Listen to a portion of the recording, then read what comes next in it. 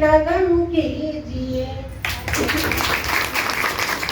कभी कभी मैं अपनी लाइफ में जब बहुत निराश होती तो मुझे मेरी मम्मी की एक बात बहुत अच्छी लगती है कि बेटा, माँ बाप तो हमेशा साथ में सपोर्ट कर सकते हैं, मैं तुझे लड़ना सिखा सकती हूँ, पर लड़ना तुझे खुद ही पड़ेगा अपने लाइफ के लिए।